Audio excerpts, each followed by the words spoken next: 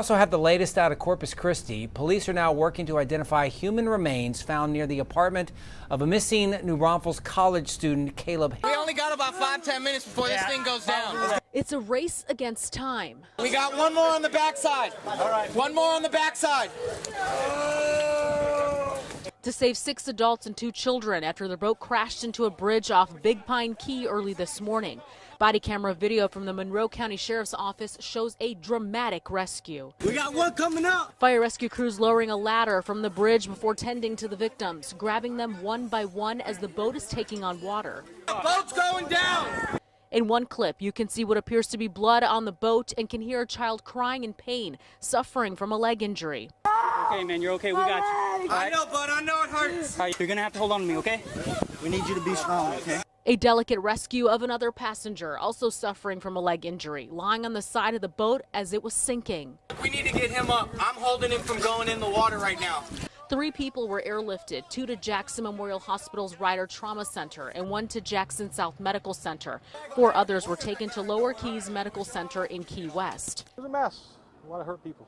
Officials say the 35 center console boat was traveling at a high rate of speed before it hit the bridge. Here's what's left of that boat at an impound yard in Ramrod Key. The bow a mangled mess. FWC investigating whether speed or alcohol were factors in this crash. Don't grab. Come back to me. Walk to me. Want at gunpoint? No, come walk to me. Walk to us. Walk to me. Walk to me. Hands up. Hands up. Stop. Okay, Chris, we're good. Put your hands on your back. We don't want to hit you again.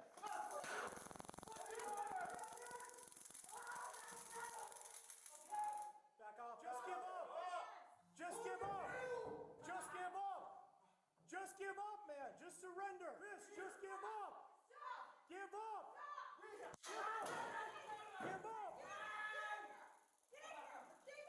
We can't. Hands behind your back. Put your hands behind your back. Chris, put your hands behind your back. Put them behind your back. Put them behind your back. I smoke weed, yeah. Body cam video shows that while 60-year-old Charles Legault was pulled over by a Putnam County Sheriff's deputy, the deputy first smelled marijuana and then asked Legault if he could search the truck for more drugs. Legault consents to a search. Within seconds, the deputy finds what he believes to be drugs and drug paraphernalia. So what are these dope baggies in this cigarette pouch right here for? You use cocaine as well? No. I got 6 heart attacks. Okay. Well, what does that have to do with the 3 baggies with the white substance in that cigarette pouch right there? Don't know. Legault is asked to get out of the truck. He's searched and then asked to stand in front of his truck while the deputy searches the inside of the vehicle. The deputy first finds a handgun in the seat. Looks like a Ruger 22. Then the deputy finds more drug paraphernalia. What kind of pipe is this? Not a clue. I hadn't been in the truck. That's a methamphetamine pipe, sir. 8 minutes and 45 seconds after the traffic stop, the deputy continues to search for drugs when this happens. Yeah, it's good. Whoa! What the A chemical bomb just exploded in the deputy's face. This is what the bomb looked like before it exploded. And this is the explosion in slow motion. Although the deputy struggles to breathe, he manages to call for backup and places Legault into handcuffs. Put your hands behind your back. I don't know what the that was, man. Moments later, it becomes obvious that the chemicals that exploded in the deputy's face are making it even harder for him to breathe. Yeah, it's like in my lungs or something. We then see the deputy's uniform covered in a white chemical powder as the deputy takes off his body armor. The powder was believed to be chlorine. The deputy was later taken to the hospital to be treated for respiratory injuries from the chemical explosion. He's just very lucky is what it is. Retired JSO Director of Homeland Security and Investigations turned News4JAX crime and safety analyst Tom Hackney says the deputy's injuries could have been a lot worse. Had that been filled more or had been larger or it got in his eyes, I mean, you can talk about blindness and those kind of permanent things that could happen to him and permanent lung damage depending on how close he is. And you can see, again, the struggle to breathe just really highlights how dangerous these traffic stops can be.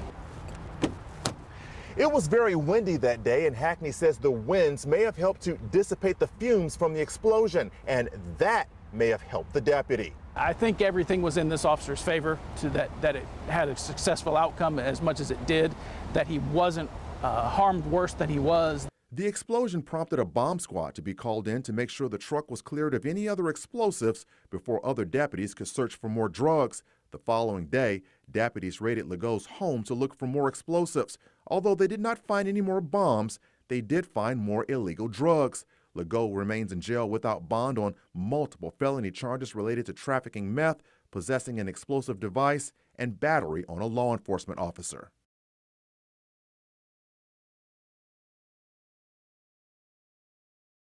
Oh, God, there is Using animals? Oh, there are gerbils in there. Animal abuse. What the heck? I got a gerbil. What the heck? Multiple gerbils. In his pants. Multiple gerbils recovered. Recovering rodents from Matthew Pancake's pants. For your safety, is there a gerbil inside you? So how did Pancake end up in this sticky situation? Let's go back to 3:12 Tuesday morning. Clovis Police, anybody in here, make yourself known. Officers respond to the Roosters near Hilliard after getting an alert from its security system. Trying to break the thief's code, they retrace his steps. I don't see blood anywhere else. And it doesn't make sense that he would have blood on a rock before he threw it through the window. About 10 minutes later, the officer responds to Petland and finds this pup. Come here. Come here. You're okay. Come here. Come here. You're okay. Inside the store, you can see the suspects smash their cages open. Petland's co-owner says Pancake let out about 15 animals before taking flight. You got blood all over you, buddy. Come on. I don't know if you're gonna bite or what. You got a net by chance? Fast forward to just before 4 a.m. Police find famous footwears broken into as well. Anybody in here, make yourself known. Pancake's accused of finding new boots to book it from the scene. In style for his alleged crime spree. Have you heard about the guy who broke into Petland? I'm looking right at him. He's asleep on a bench. He's in the leopard print. Mr. Pancake, you're under arrest. Don't move. Officers find glass in Pancake's pants and a dog collar on him and... Oh, there are gerbils in there. Animal abuse. What the heck? I got a gerbil. What the heck? Multiple gerbils. In his pants. Multiple gerbils recovered. busted in an outfit appropriate for his wild adventure. He now faces breaking and entering and vandalism charges. Well, I mean, if they're not going to be able to sell them, maybe we can keep them as 8-sub mascots. The investigation later revealed they're hamsters. No doubt a memorable mission for these officers, too. Yeah, we got the gerbil bandit. He literally had the gerbils in his pants. Yeah. Oh, God, they're going to request this body camera video.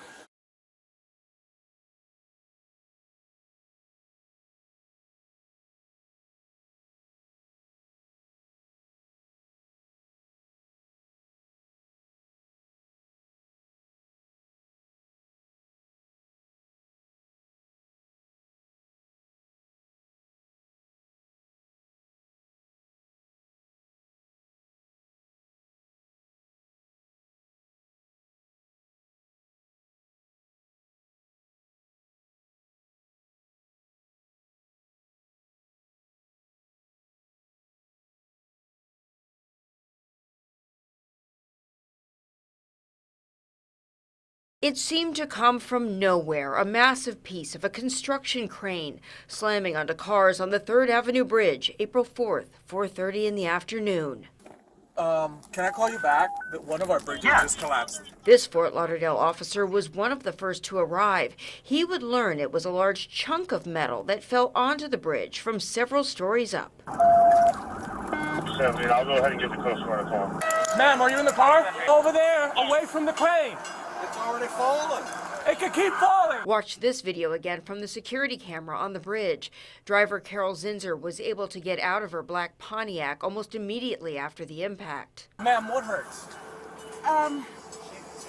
Absolutely. Which car were you in? Responding officers seemed surprised she was unhurt. My mind is pretty messed up. Okay. But if I could have my phone. We'll get everything for you. But on the other side of the bridge, officers comforted Gemalyn Castillo, who was bleeding from her head. Watch the video again. She was in that second car, a Tesla, her face badly cut. Significant indentation in her head. Mark Sarazin was driving that car. I just felt it shear off the front, bounce off the front of my car. Construction worker Jorge de la Torre would not survive, coming down with that piece of steel. He was behind me, and all we heard was just a loud noise, and the tower just flipped over. And Where was he when the tower flipped over? he was behind me, standing. The tower was next to us, and the tower just came this way. On top of him? Well, yeah. In the middle of it all, a school bus also on the bridge at the time. I don't want you under that crane. As co-workers consoled each other, witnesses and officials alike marveled that with this happening at rush hour, so many people were lucky to have escaped unhurt. Keep your hands out of your pockets. Body-worn police cameras in Utica, New York captured a teen's final moments Friday night. 13-year-old Liam Y, seen here in a family photo, was stopped along with a second teen by Utica officers who were assisting an investigation into 2 robberies in the area. The boys matched the description of 2 suspects and were walking near where the crimes took place, according to a Utica police press release. Can I just pat you down and make sure you got no weapons on you? Officers soon take Y to the ground. A chaotic scuffle follows, and then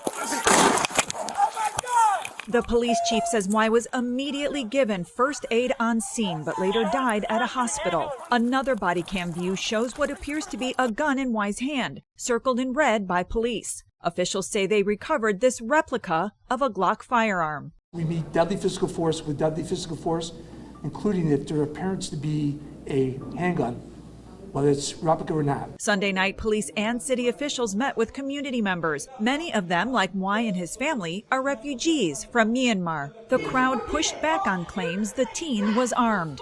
While fleeing, the youth displayed what appeared to be a handgun.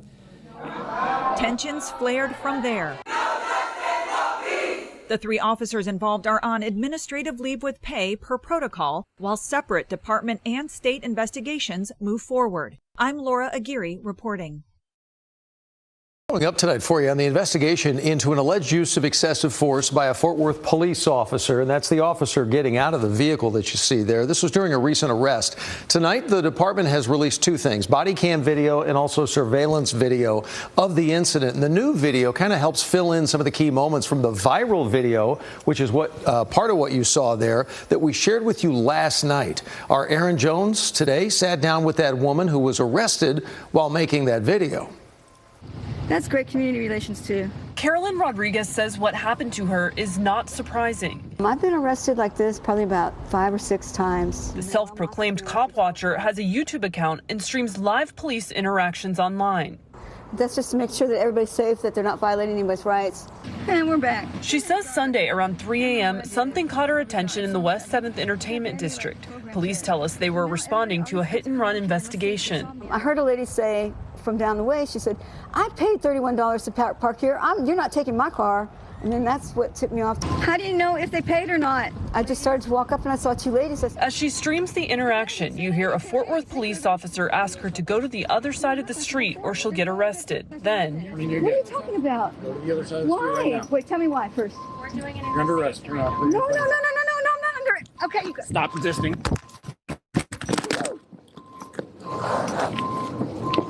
Stop resisting.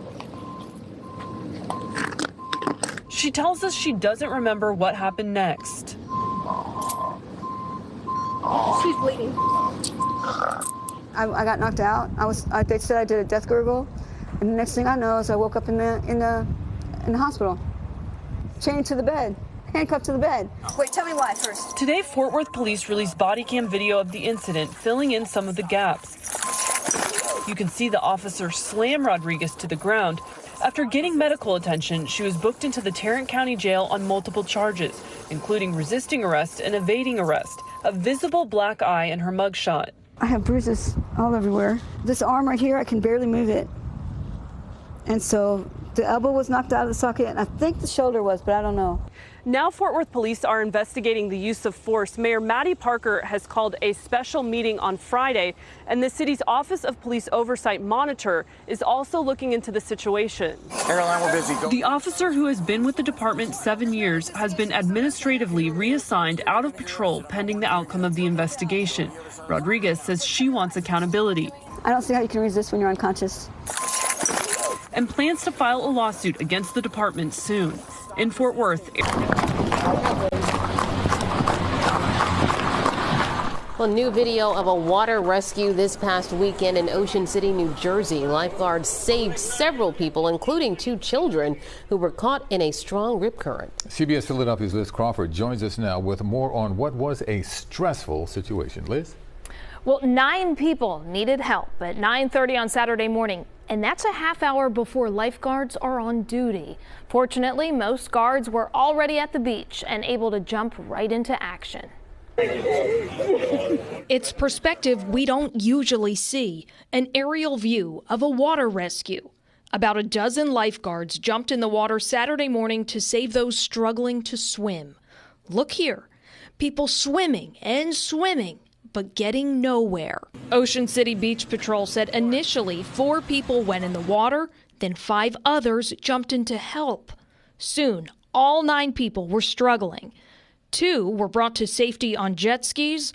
The other 7 were given flotation devices and guided to shore by lifeguards. Coming down the beach now, thank you. And the drone's right over top of them. Ocean City Police launched its drone to help determine how many people were in the water. Within minutes of the calls for help, everyone was safe on the beach. Did they get him?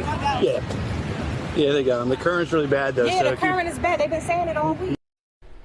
There you have it. Now, 2 takeaways from the Beach Patrol.